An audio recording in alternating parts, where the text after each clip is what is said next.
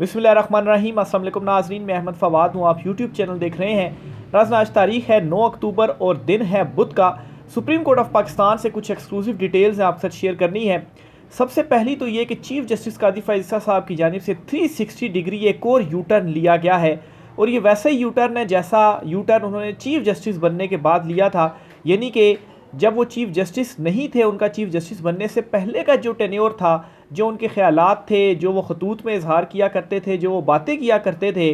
बिल्कुल उससे उलट उन्होंने चीफ़ जस्टिस बनने के बाद इक़दामात किए। और अब जब ये कन्फर्म हो गया है कि चीफ़ जस्टिस कादी फ़ाइज़ ईसा 25 अक्टूबर को रिटायर होंगे, ना ही उन्हें एक्सटेंशन मिलेगी, ना ही वो आईनी अदालतों में चीफ़ जस्टिस होंगे, तो अब एक और यू टर्न लिया गया है। और इसके मुताबिक ज़राए ये बताते हैं कि अब उनकी ख्वाहिश है कि किसी तरीके से जाते जाते उनके जो ताल्लुकात हैं वो एटलीस्ट अपने जजेस के साथ ठीक हो जाएं। पब्लिक में तो जो उनकी इमेज बन चुकी वो तो बन चुकी, उसको तो अब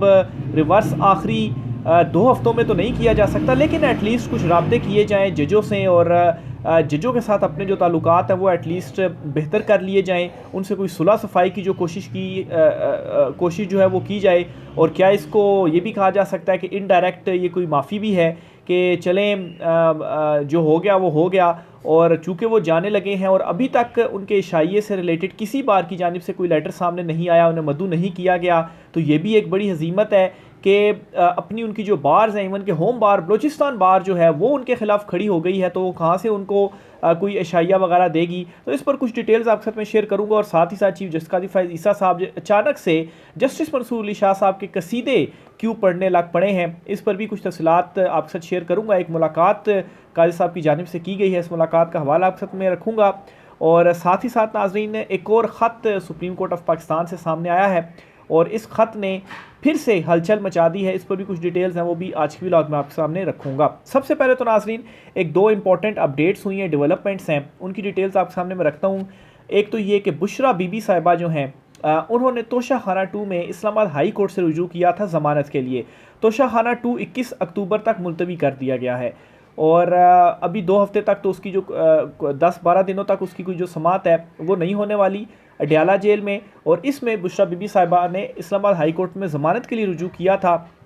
और ज़्यादा चांसेस यही हैं कि बुशरा बीबी साहिबा को इसमें जो ज़मानत है वो मिल जाएगी। और अगर बुशरा बीबी साहिबा को इसमें ज़मानत मिल जाती है तो फिर उसके बाद कोई और ऐसा मुकदमा नहीं है जिसमें फ़िलहाल अभी बुशरा बीबी साहिबा को गिरफ़्तार किया गया हो। हाँ, कोई नया मुकदमा उनके ऊपर डाल दिया जाए और उन्हें जेल में ही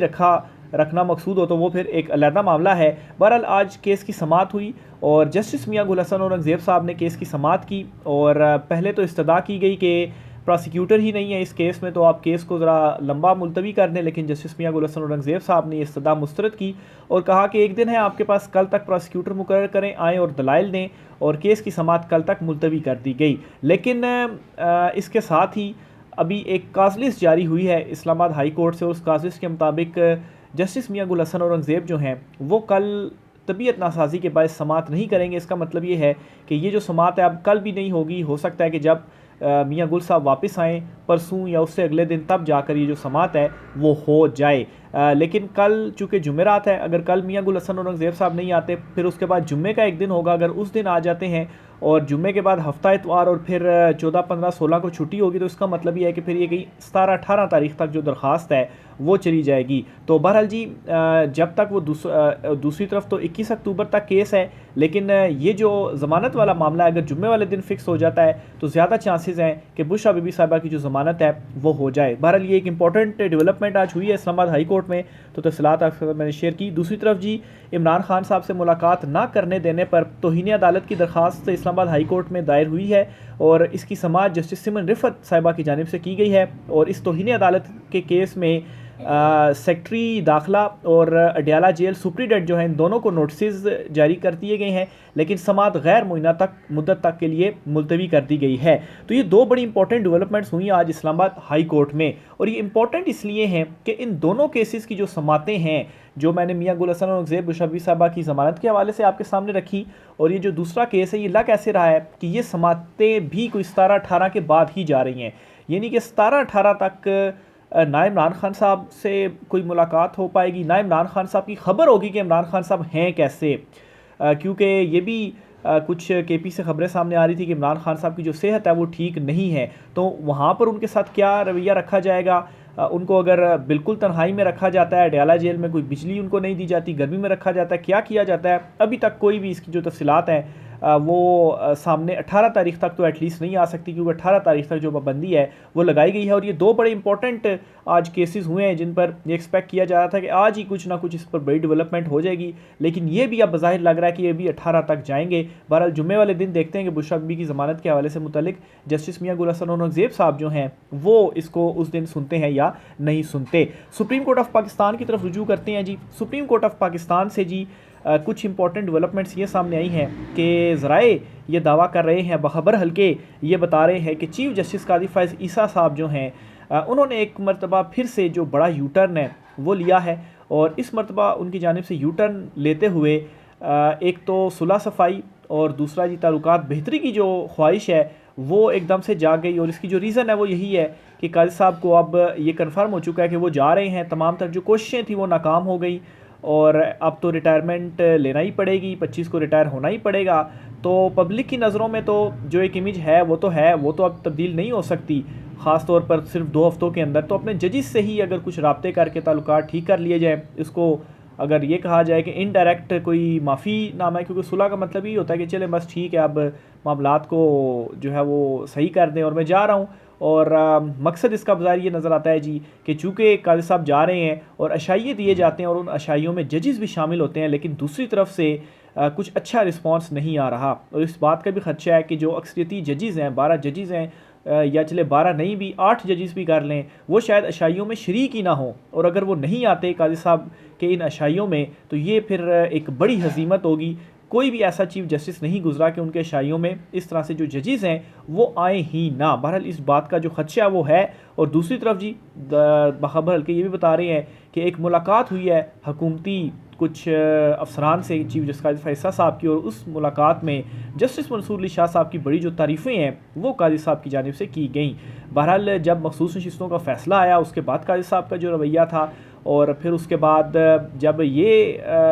हो गया कि बस अब तो मुझे एक्सटेंशन नहीं मिलनी है, तो फिर उसके बाद एकदम रवैये में तब्दीली और जस्टिस मंसूर अली शाह साहब की अचानक से जो तारीफ़ें हैं। बहरहाल इसको इस तनाज़ुर में भी देखा जा सकता है कि अब मैं जा रहा हूँ तो जाते जाते बस जो है वो ताल्लुकात ज़रा ठीक हो जाएं, सुलह सफाई भी हो जाए, और जो है वो बहुत सारे फ़ैसले भी मैंने चूँकि दे दिए हुए हैं। और फिर उसके अलावा जाते जाते ज़रा एक बाइज़्ज़त तरीके से एटलीस्ट जजेस जो हैं वो तो मुझे रुखसत कर दें, ये इसका जो मकसद है वो हो सकता है। लेकिन आजकल ये जो कोशिशें हैं वो चल रही हैं। अभी कल नाज़रीन एक ख़बर भी सामने आई थी और उस खबर के मुताबिक जस्टिस याह्या अफरीदी साहब के हवाले से ये ज़राए की जानिब से ख़बर सामने आई थी कि वो कोई कोशिशें कर रहे हैं कि जजिस के दरमियान कोई जो सुलह सफाई है वो करवा दी जाए। और उन्होंने चीफ जस्टिस काजी फ़ैज़ ईसा साहब से जो रब्ता है वो किया और काजी साहब से कहा जी कि मैं जो सुलह सफाई है वो करता हूँ। तो काजी साहब ने हामी भरी कि चलें जी ठीक है जी आप करवा दें। लेकिन अब जो है वो ज़राए ये बता रहे हैं कि ऐसा कुछ भी नहीं हुआ, और ऐसी जो बात है वो जस्टिस याह्या अफरीदी साहब की जानिब से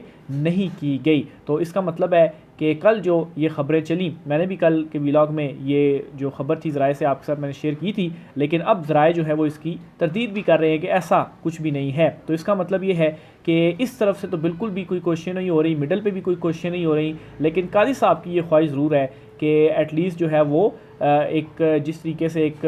बनी आई है रवायत, उस अंदाज़ में अगर वो रुखसत हो जाए तो एटलीस्ट उनको मज़ीद हज़ीमत का जो सामना है वो अपनी कम्युनिटी जजिस कम्युनिटी के अंदर तो एटलीस्ट ना करना पड़े। और एक और आज जो चीफ जस्टिस कादी फ़ैज़ल ईसा साहब की रिटायरमेंट के हवाले से कन्फर्मेशन सामने आई है वो है जी कि सुप्रीम कोर्ट बार का एक ख़त सामने आया है, और ये ख़त चीफ जस्टिस कादी फ़ैज़ल ईसा साहब को लिखा गया है, और इस ख़त में जी उन्हें मदऊ किया गया अशाइये में। आपको याद होगा मैंने आपको ये बात बताई थी कि दीगर बार्स की जानिब से तो कोई काजी साहब को अभी तक दावत नहीं दी गई, सिर्फ़ और सिर्फ सुप्रीम कोर्ट बार जो होती है और जो सुप्रीम कोर्ट की जानिब से यानी कि जो मुलाजमीन या रजिस्ट्रार ऑफिस की जानिब से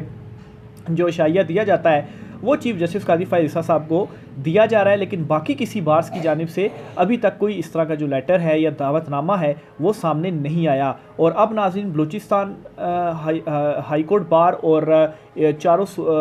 सूबों और वफाक की जो हाई कोर्ट है वहाँ पर एक बड़ी इंपॉर्टेंट दरख्वास्त भी दायर की गई है। बहरहाल उस मामले के ऊपर मैं आता हूँ, पहले आपको ये बताता चलूँ तो इसमें काजी साहब को मदऊ किया गया है अशाइये के लिए, और ये एक कन्फर्मेशन भी है कि चीफ जस्टिस कादी फ़ैज़ल ईसा साहब चूँकि रिटायर हो रहे हैं और रिटायरमेंट पर ही ये जो अशाइया है इस अशाइये का जो एक इंतज़ाम है वो किया जाता है।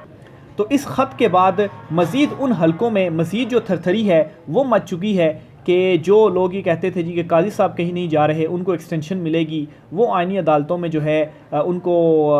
वापस वो चीफ़ जस्टिस लाया जाएगा। तो उन हलकों में इस वक्त काफ़ी ज़्यादा थरथरी मच चुकी हुई है कि ये क्या, हम तो ये कहते थे लेकिन हुआ जो है वो इससे उल्टा ही है। और इसमें ज़ाहिर सी बात है जिस तरीके से अक्सरियती जजेस का जो रोल है मखसूस नशिस्तों का, या सबसे इंपॉर्टेंट इमरान खान साहब का जो एहतजाज है, उस एहतजाज से जो एक प्रेशर क्रिएट किया गया और ये जो आइनी तरमीम है और चीफ जस्टिस साहब की एक्सटेंशन है ये मुमकिन हो पाई। बहरहाल जी ये सुप्रीम कोर्ट ऑफ पाकिस्तान से एक लेटर सामने आया और इसमें ये कन्फर्मेशन सामने आई है। एक और ख़बर जी ज़राए से इस वक्त सामने आ रही है और वो ख़बर भी जस्टिस याह्या अफरीदी साहब के हवाले से है। और इस खबर के मुताबिक जी आपको याद होगा कि जब प्रैक्टिस एंड प्रोसीजर एक्ट के तहत कायम जो कमेटी है, इसमें जब सदारती ऑर्डिनेंस जारी किया गया और इसकी तश्कील नो की गई और जस्टिस अमीनुद्दीन खान साहब को इसमें शामिल किया गया, तो काजी साहब ने जस्टिस मंसूर अली शाह साहब के लेटर का जवाब देते हुए ये कहा था कि जो सीनियर जज हैं जस्टिस याह्या अफरीदी साहब, उनको हमने कहा था कि आप जो है वो आ जाए इस कमेटी में, लेकिन उन्होंने इनकार किया था और उस इनकार के बाद जस्टिस अमीनुद्दीन खान साहब को शामिल किया गया। लेकिन अब जी बखबर हल्के ये बता रहे हैं कि जस्टिस याह्या अफरीदी साहब की जानिब से किसी किस्म का कोई जो इनकार है वो नहीं किया गया और फॉर्मली उन्हें कोई भी इस तरह की जो एक होता है ना कि आप कोई लेटर लिख दें या उनको इनवाइट करें या उनको कहें कि आप इस कमेटी के अंदर शामिल हों, तो फॉर्मली उनसे ये बात नहीं की गई। अब चीफ जस्टिस काजी फैसल साहब ने उस लेटर में तो ये लिखा है कि उनको कहा गया था लेकिन उन्होंने इनकार कर दिया। लेकिन अब ये जो ज़राए दावा कर रहे हैं, हो सकता है कि इनफॉर्मली बस वैसे कह दिया हो कि आप इसमें आ जाएँ, और जस्टिस याह्या अफरीदी साहब ने वहाँ पर भी इनकार नहीं किया। तो उसके बावजूद चीफ जस्टिस काजी फैसल साहब की जानिब से ये जो स्टेप था वो उठाया गया और जस्टिस अमीनुद्दीन खान साहब जो हैं उनको कमेटी में शामिल किया गया। और वाज़े जो मकसद था वो क्या था, वो मकसद बज़ाहिर यही था कि मुझे जो एक्सटेंशन है वो मिल जाए, और मुझे एक दफ़ा एक्सटेंशन मिल जाएगी तो उसके बाद तो सारे मामलात मेरे हाथ में आ ही जाएंगे, तो फिर मैं देख लूँगा, और फिर अगर कुछ खिलाफ वर्जियाँ भी हुई हैं तो मैं अपने ख़िलाफ़ तो कोई एक्शन नहीं लूँगा। तो बहरहाल अब जो उनके रिटायरमेंट के दिन करीब आते जा रहे हैं, तो ये जो इतलात हैं ज़राए से बाखबर हलकों की जानिब से वो भी सामने आ रही हैं। लेकिन इसमें हैरान कुन बात ये है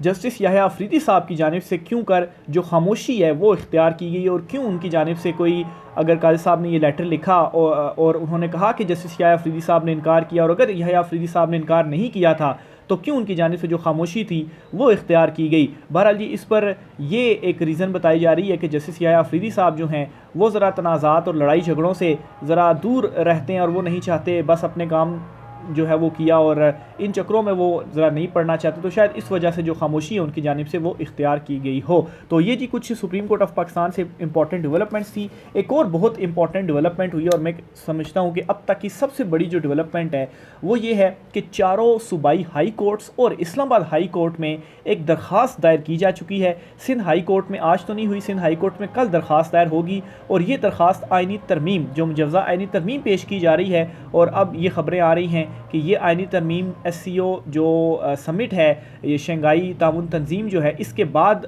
जो एक वीक होगा, इस वीक के अंदर पूरी कोशिश की जाएगी कि आइनी तरमीम पेश की जाए। लेकिन खैर अगर ये किया जाता है तो इसके लिए इमरान खान साहब ने भी एक जो प्लानिंग की हुई है और जो एहतजाज की कॉल अभी तक वापस नहीं ली कि अगर कोई धोखा किया गया और आइनी तरमीम लाने की कोशिश की गई तो वो एहतजाज भी उधर से आ जाएगा। और फिर दूसरी तरफ पूरे मुल्क के जो वकला हैं वो भी डट कर खड़े हो गए हैं, और इन पांचों हाई कोर्ट्स में ये दरख्वास्त दायर सिंध हाई कोर्ट को छोड़कर 4 हाई कोर्ट्स में दायर कर दी गई है। सिंध हाई कोर्ट में कल दायर की जाएगी। अब इसमें कहा क्या गया है इन दरख्वास्तों के अंदर, इनमें यह कहा गया है कि पब्लिक ओपिनियन लिया जाए, ये जो मुजव्ज़ा आइनी तरमीम लेकर आ रहे हैं, और ये जो आइनी तरमीम का मुसवदा है इसे तो पहले वज़ारत कानून अपनी वेबसाइट के ऊपर जो है वो पब्लिक करे ताकि लोग वो मुसवदे को देख लें और एक पब्लिक ओपिनियन लिया जाए, और इसके लिए 8 हफ्तों का वक्त दिया जाए, यानी कि 2 महीनों का। और जो पब्लिक ओपिनियन सामने आएगा फिर उसके तहत जो फैसला है वो किया जाए। और इसकी ऑलरेडी एक एग्जांपल 18वीं तरमीम के टाइम पर मौजूद है कि 18वीं तरमीम के वक्त भी यही काम किया गया था और फिर उसके बाद वो जो तरमीम थी वो लाई गई थी। तो अभी भी ये काम किया जाए, पब्लिक ओपिनियन लिया जाए, और ये दरख्वास्त सिर्फ, और सुप्रीम कोर्ट ऑफ पाकिस्तान में भी मुजव्ज़ा आइनी तरमीम के हवाले से दरख्वास्तें मौजूद हैं, गई हुई हैं। लेकिन अब ये काम हो गया कि 5 हाई कोर्ट्स जिनमें से सिंध को छोड़कर तीनों सूबों और वफाक की हाई कोर्ट में जो है वो दरखास्तें दायर की जा चुकी हैं। सिंध हाई कोर्ट में कल दरखास्त दायर की जाएगी और किसी भी हाई कोर्ट से अगर कोई ऑर्डर आ जाता है तो ये जो अब किया जा रहा है जी कि हम शंघाई ताउन तंजीम इजलास होने के बाद तरमीम के लिए हुकूमत जो कोशिश कर रही है कि ये हो जाए किसी तरीके से, तो उसके अगेंस्ट यहाँ से वकला भी इस वक्त उठकर खड़े हो गए हैं। अव्वल तो मैं भी ये समझता हूँ कि ये कोशिश करेंगे लेकिन आइनी तरमीम ये नहीं कर पाएंगे और आइनी तरमीम उसी सूरत ये कर पाएंगे जब PTI भी इनके साथ होगी। बहरहाल इस आइनी तरमीम में अब काजी साहब की जो एक्सटेंशन है वो शामिल नहीं होगी। अलबत्ता एक चीज़ है जिसके हवाले से बखबर हल्के बता रहे हैं और वो ये है कि इस आइनी तरमीम में काजी साहब की एक्सटेंशन तो शामिल नहीं होगी, लेकिन इसमें जस्टिस मंसूर अली शाह साहब जो हैं उनकी बतौर चीफ जस्टिस तैनाती जो है उनका नोटिफिकेशन भी इसी वजह से जारी नहीं किया जा रहा कि उसको थोड़ा तब्दील किया जाएगा और कोशिश की जाएगी कि किसी और जज को चीफ जस्टिस बना दिया जाए। यानी कि जस्टिस मंसूर अली शाह साहब का अभी भी रास्ता रोकने की जो कोशिश है वो की जा रही है। बहरहाल इस पर मज़ीद डिटेल भी मैं गैदर करता हूँ, इस पर डिटेल में एक जो वीलॉग है वो भी आपके सामने मैं रखूँगा। आज की वीलॉग से इतना ही, राय का इज़हार कीजिएगा। इजाज़त दीजिए, अल्लाह हाफ़िज़।